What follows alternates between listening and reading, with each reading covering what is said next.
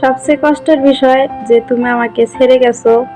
যতটা না কষ্ট পাইছি তার থেকে বেশি কষ্ট পাইছি, বা বেশি কষ্ট দিছো একটা মেয়ের কাছে আমি হেরে গেছি। ঠিক আছে, একটা মেয়ে হয়ে একটা মেয়ের কাছে হেরে যাওয়াটা তুমি কি করে বুঝবা? তুমি যদি আজকে ছেলে না হয়ে মেয়ে হইতা তাহলে বুঝতা একটা মেয়ে হয়ে একটা মেয়ের কাছে হেরে যাওয়াটা কতটা যন্ত্রণাদায়ক। তুমি আমাকে সবার কাছে, ফ্যামিলি, গ্রামের লোকজন, সব জায়গায় সবখানে আমাকে তুমি ধ্বংস করে ছেড়ে দিছো। জানি না তোমার কি ক্ষতি করেছিলাম, আমি তোমার কোনো ক্ষতি করি নাই বা ভবিষ্যতে করতেও চাই না। তুমি যার কারণে আমাকে ছেড়ে গেছো, আমাকে ঠকাইছো, খেয়াল রাখিও তার দিকে, সে না জানি তোমাকে ঠকিয়ে কিছু একটা করে। তখন কিন্তু আমার কথাটাই মনে পড়বে, যখন সে তোমাকে ঠকাবে আমার কথাটাই মনে পড়বে। আমি আজকে যতটা না কাঁদতেছি তার থেকে বেশি কাঁদবে তখন। তো খেয়াল রাখিও তাদের দিকে, ঠিক আছে?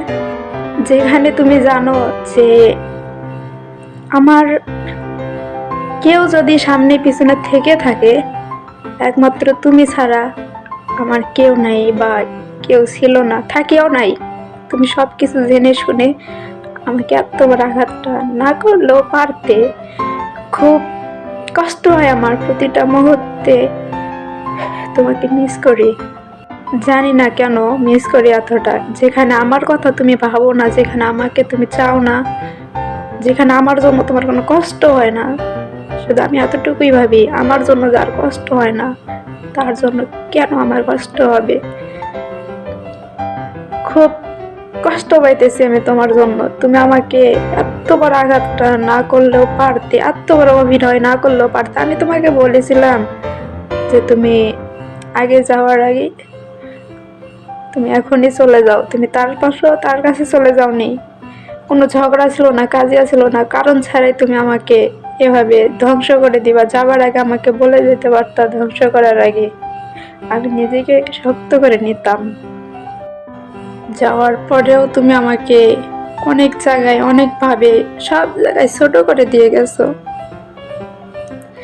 এখন তুমি আমাকে ফোন দিয়ে মাপ চাও, আমাকে বলো তুমি উমরা করবা, সব ভুলের ক্ষমার মাপ চাইবা, আল্লাহ তোমারে মাফ করব। একটা কথা মনে রাখো, আমি যদি তোমাকে কখনো মাফ না করি, তোমার উপর আল্লাহ মাফ করার মতো তার কোনো ক্ষমতা নাই।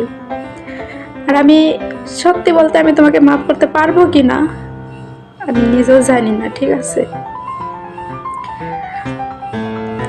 তুমি নামাজ পড়ো, উমরা করো, যাই করো করো, আমাকে এগুলা জানার দরকার নেই। ঠিক আছে, আমি তোমাকে ক্ষমা করতে পারবো কিনা আমি জানি না, তো আমার কাছে ক্ষমা চাওয়ার কোনো দরকার নাই। ঠিক আছে, তুমি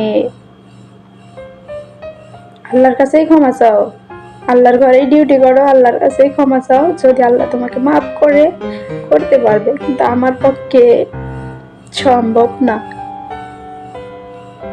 তুমি সবচেয়ে আমাকে পৃথিবীতে যদি আমাকে কোনো যন্ত্রণা দিয়ে থাকে কেউ, সবচেয়ে তুমি আমাকে একটাই যন্ত্রণা দিছো, একটা মেয়ে হয়ে একটা মেয়ের কাছে তুমি আমাকে হেরে দিছো। তোমাকে আমি বলেছিলাম, তুমি বলছিলা গাছের গোড়া যদি শক্ত থাকে কোনো কিছুই হবে না। সে আমার গাছের গোড়াটাই নিজে থেকে তার জমিনে পড়ে গেছে, আমাকে ধ্বংস করে। এই ধ্বংসটা না করলেও পারতে।